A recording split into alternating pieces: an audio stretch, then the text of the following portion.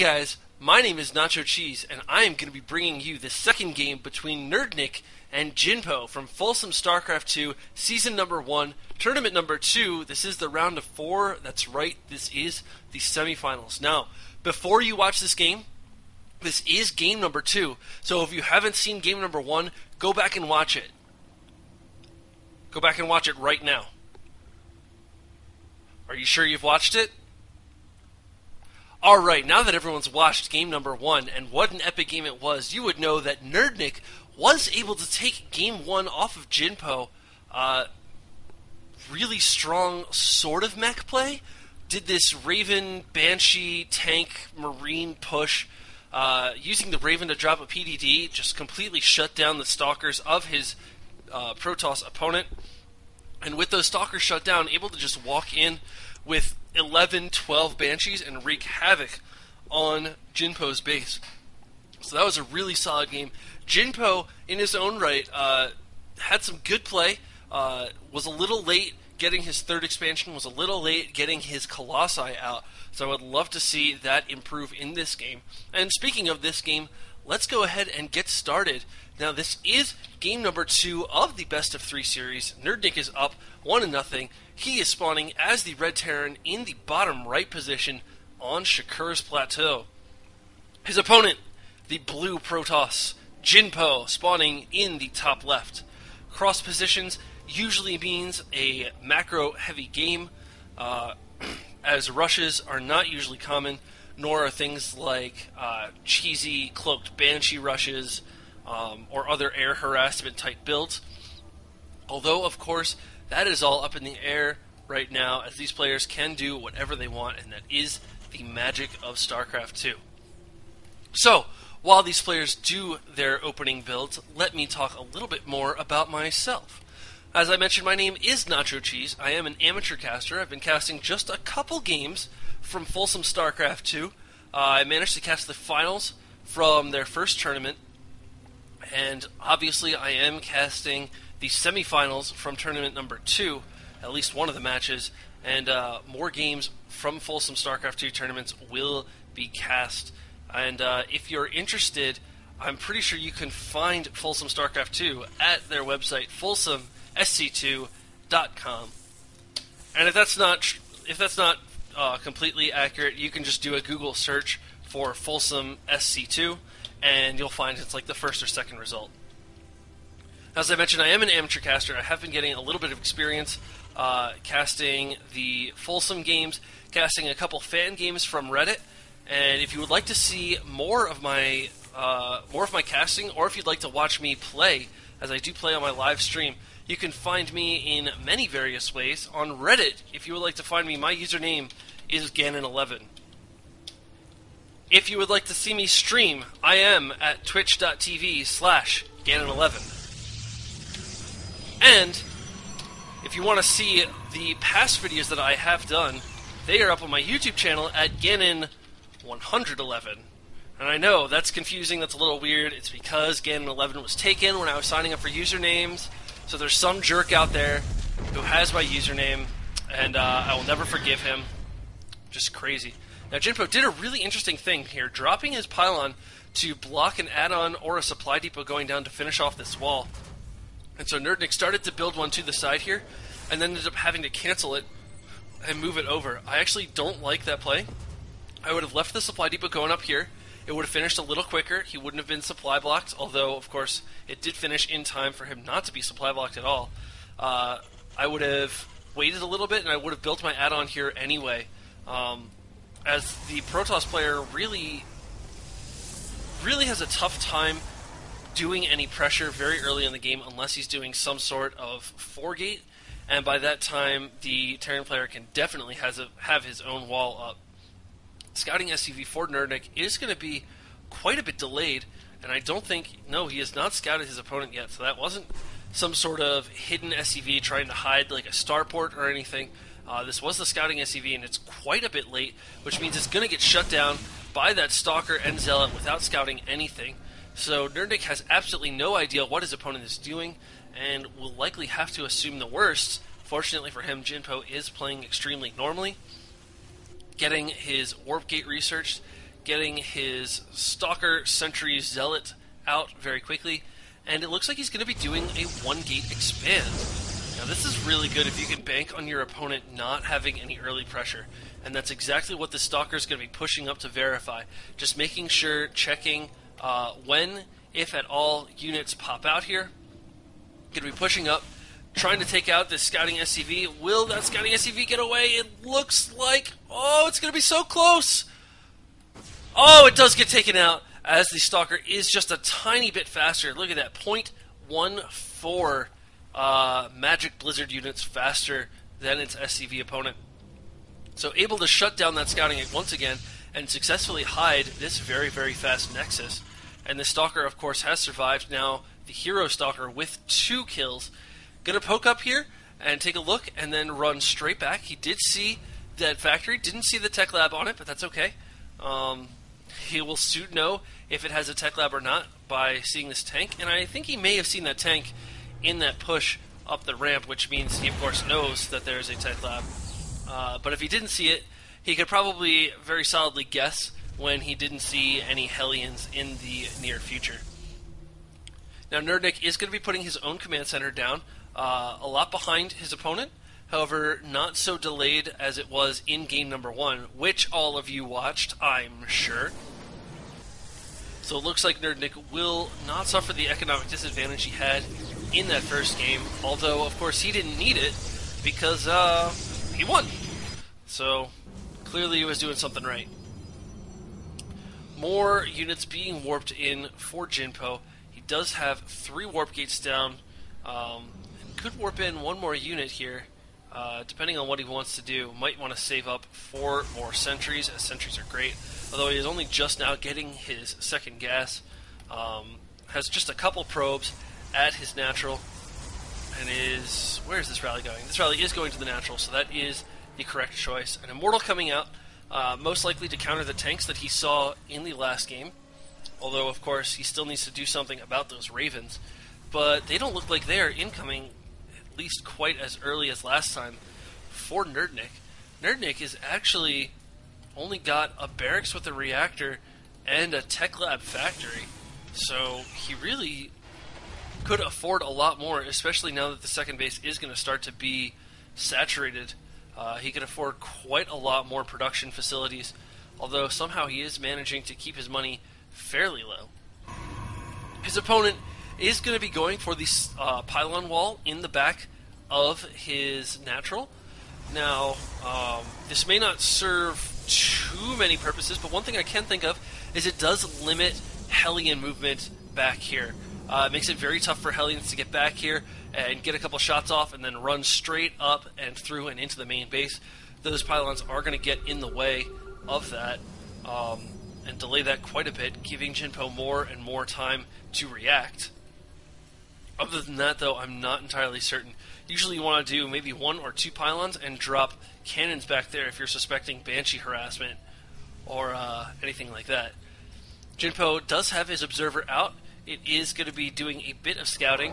However, it's not going to be able to get too close to the natural as there is this missile turret here. And if he's not careful, it is going to get spotted by the Marines and pushed back a little bit. Fortunately, not taking too much damage to its actual armor.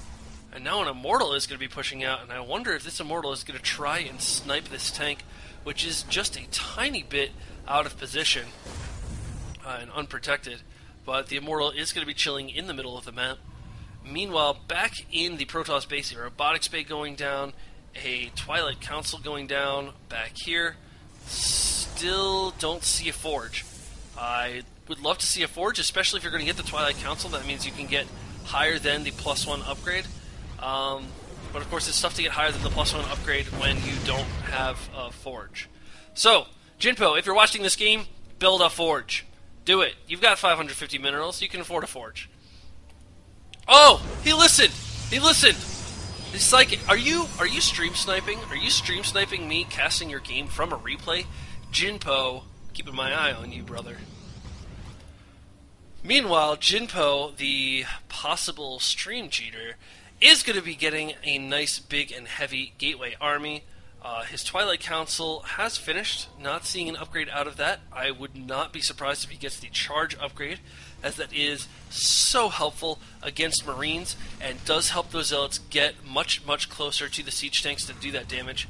Hellions are now coming out, and they do have the Blue Flame upgrade this time, which nerdnic is going to see as his probe nobly sacrifices his life, or robot existence, to spot that. Is going to be spreading out his army. This is a nice move. Of course, those Zealots are immediately going to bunch up as soon as they try and rush over to take out those Hellions. But nerdnic does seem content to leave those Hellions at the Xel'Naga Watchtower, now moving out. And I think Jinpo is going to clean this up very easily. Although he does spot them and get the move around, those Hellions are doing a great job at kiting those Zealots who do not have the Charge upgrade just yet. And both armies pulling away from that, taking no losses. Good amount of damage being done to the Hellions. Good amount of damage being done to 2 or 3 of those Zealots. So still an extremely even game. We do see Jinpo has a slight food advantage, although his opponent is going to be going for a third base. So looks like nerdnic is going to be sacrificing army size at the moment in favor of an economic advantage. Jinpo is going to be getting his own third base. I like this timing. Could be a little bit earlier, but with these Blue Flame Hellions here, I can understand why you might be reluctant to do so. His army is extremely out of position, letting these Hellions run straight in here, and here they go after the workers, getting one good shot off, and unfortunately a lot of the workers staying in there, clogging up the lines there, meaning I don't think they got a devastating amount of kills. 14 kills right now, and now this one Hellion is going to try and be a hero and poke into the back here. Does not seem to be able to connect and get a kill. There goes one probe, and he's going to get one more shot off before going down. So a total of 15 probes killed in that attack. Not devastating, but certainly annoying, especially with all the lost mining time and the lost focus for Jinpo. As we see, his money has gotten quite a bit higher than normal, and he's attacking something. Hello? Going to be taking out that gateway because it is blocking the Colossus from getting out of here. Jinpo. That's okay. Building 3 gateways to replace it, as that is quite a fair trade. And now, holy Blue Flame Hellion, that is going to be moving in and spotting that, oh crap, there are no workers there. So Jinpo, forgetting to transfer his own workers to his third, actually going to save him this time, as those Hellions just took a shot at that pylon, said, hey, we don't like you, and ran away. nerdnic is going to be throwing down a 4th command center, and let's take a look at his army composition. As I feel like I focus a lot on Protoss players because I am a Protoss myself.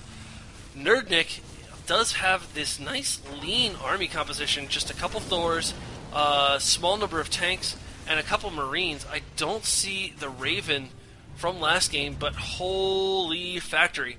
Ladies and gentlemen, that's 5 factories. 4 of those are going to have tech labs. One of them is going to have a reactor. So he's going to be able to reinforce his mech army very quickly. And unfortunately, Jinpo seems to have skipped the large amount of Immortals, only having 2, and leaving a lot of Stalkers around his base to try and defend those Hellion run-bys. So Jinpo looks like he's going to be in a bit of trouble. As we see, the food advantage that he held earlier has been met and vastly overcome, as it is nerdnic who now holds the food advantage. A Dark Shrine is going to be going down for Jinpo. Not sure how this is going to work out. These orbital commands do seem to have pretty low energy. Unfortunately, there are 3 of them, soon to be 4 of them, so they will be able to get 4 scans off pretty quickly, which is going to shut down at least 4 DTs, if not more. But however, here is a big engagement. All of those Hellions getting just melted away, but the tanks did have time to siege up. And now with these Thors backing him up, I think nerdnic is going to do a lot of damage, although this number of Colossi are doing a great job at just melting away those numbers, and it looks like Jinpo is going to be able to hold off this first attack, killing absolutely everything. A couple Marines trying to run away, but the charged Zealots are going to be able to shut them down very quickly, sniping all of those Zealots. And now Jinpo is going to be feeling confident going in for the big attack. But here comes more Thors, 4 at a time now, and I think those are just going to be able to melt away this army. All those SCVs are taken out, however, so those Thors couldn't be repaired, and both armies forced to retreat. This Thor very, very lucky that Jinpo decided not to push, as is this Thor. Both of those, no, just one of those Thors. There's something else in there, a Hellion that only has 16 health. And now here come the DTs, going in for that really nice harassment. Now, one thing I would improve upon is splitting these DTs up, as right now they're all clumped up. One scan would reveal all 5 of them if an army was here. Now he's starting to split them up, bringing 2 up to this top 4th base, and leaving 3 down here to do a lot of damage to the supply depot, sending 1 to sort of scout out after the army. And here comes the big push, lots of mules, lots of SCVs, and the army a bit out of position here for Jinpo. This Colossus is going to sacrifice his life nobly in order to scout his opponent.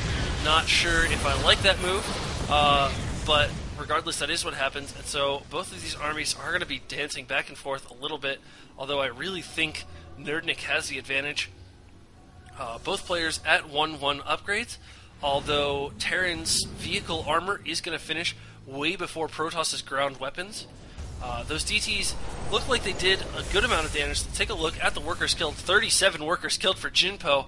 Holy DT Batman, those were pretty darn effective, and they were able to secure him this 4th base, which is going to be finishing up right now with a lot of cannons to try and defend it. That's going to be great against any cloaked play, but as we all know, Thors can't cloak. So those cannons really are just going to serve as a delay to keep that base up and running just a little bit longer and give Jinpo just that much more time to bring his forces to bear. So Jinpo looks like he's switched entirely into Blink Stalkers and Colossi. He's dropping his Templar Archives, so that's good. Which means these Hellions aren't really going to be that effective, as Stalkers are not light units. That was a weird blink, though.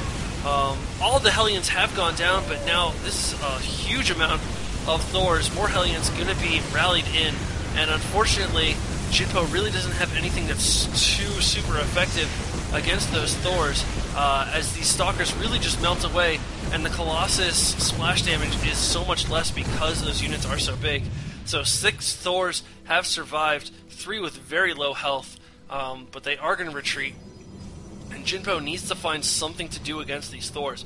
High Templar may be an interesting answer, as they can feedback the Thors, doing quite a lot of damage, especially since those Thors do not have the Strike Cannon upgrade, which means they're going to have 200 energy if they've been out for any respectable amount of time.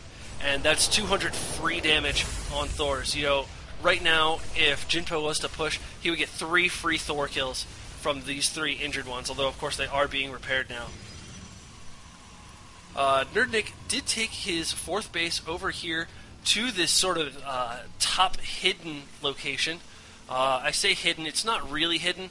There are these rocks here that you have to destroy in order to get over to them. And if you guys are seeing some sweet checkerboard patterns, that's pretty cool. My computer seems to be freaking out. However, we are going to push on forward through with this cast, as I actually think it's not that much longer. And hopefully my computer doesn't die, because if it does die, you guys won't be seeing any more games, and that would be sad because we love to watch StarCraft. Guys, I have no idea if you're still with me, but my computer just freaked out, but we're going to be finishing this cast anyway.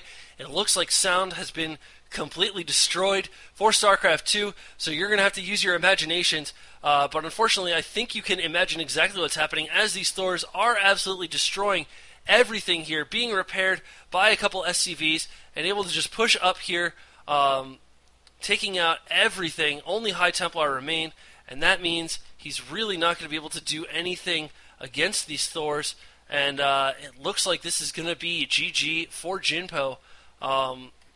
Trying to warp in a couple more High Templar, although they, of course, are getting taken out immediately before even being able to cast feedback. A Dark Templar is going to be warped in, so he could do a little bit of damage. However, one scan is going to completely negate that Dark Templar, and there goes the scan. Another one going down, taking out the one warping in, and it looks like the natural of Jinpo has been completely annihilated. He's going to have a free run straight into the main base and just continuing to reinforce. Lots of tanks coming in, Hellions streaming in pretty quickly, SCVs being transferred between the different bases, as there are DTs over here denying this fourth base, or fifth base at this point. However, not much else is happening. This turret here is going to be able to spot the DTs if they try and move over to that third base. And now nerdnic's army is going to be pushing up into the main. Unfortunately for Jinpo, that is where all of the production facilities are. So as soon as he starts taking out some gateways and pylons, Jinpo's army production capabilities are going to be severely limited. And double unfortunate for Jinpo. If he tries to push up now, he's going to be going up his own ramp, which means all of those zealots are going to be choked up together. The siege tanks are going to have a field day, and of course, they can those Thors can get the snipe off on anything running up the ramp. So Jinpo making a smart decision, going to be pushing out and trying to assault the main of his opponent. Lots of SCVs being pulled off the line to repair these Thors, but they are going to be repelled by this amount of zealots. And one Thor has gone down, and another one looks like it's going to be safe behind a wall of repairing SCVs, and a lot more Hellions going to be coming out, melting away those zealot lines. Those High Templar are going to be rushing in there and dying immediately. And now all those Stalkers have been cleaned up. The last two blinking away to try and survive. But unfortunately for Jinpo, his main base is completely destroyed. 6 more gateways going down. 5 more gateways, excuse me. For Jinpo, he does have 4 up at his third base. But he just doesn't have the tech structures now to be able to build anything beyond Zealots. His cybernetics core is going to be going down, which means he'll be able to build Stalkers and Sentries, but that's just not going to be enough against his opponent. He was never able to do any significant amount of damage to nerdnic, and I really think everything is just going to melt away here, as nerdnic has brought up a good amount of SCVs to be able to repair those Thors. These Hellions are going to be going in here and doing a lot of damage to the Zealots, probably even taking them out. Stalkers are going to be warped in to scare off the remaining number of Hellions. However, with, how many is this? 7 Thors outside your base, 2 siege tanks, and a lot of SCVs to repair, I really don't think there's anything Jinpo can do. Now, the 4th base of Jinpo has been completely taken out, and once again, a completely open route to the 5th base, which means only Jinpo's 3rd base, which has just those couple of warp gates and no workers to mine anything, is going to be vulnerable. And there's the GG from Jinpo. So he leaves the game. nerdnic is able to take this series 2-0. Let's take a look at the results. Very, very similar to game number 1. High amount of workers created for both players. High amount of workers killed for both players, both to Blue Flame Hellions and to DT harassment. However, a lot higher APM from nerdnic, and of course, just very, very solid play. It's very tough to address that mech play as a Protoss. You really need to stop focusing on the Colossi and start focusing on the Immortals, as they do just so much damage against armored units. Regardless, great game from both players. Very exciting game to watch. Had a little fun in there when my computer derped a little bit, so please excuse the video for that, and I hope the video quality didn't suffer too much. Regardless, I am Nacho Cheese. This has been Folsom StarCraft 2 Season 1, Tournament Number 2, Round of 4 series between nerdnic and Jinpo. So, I'll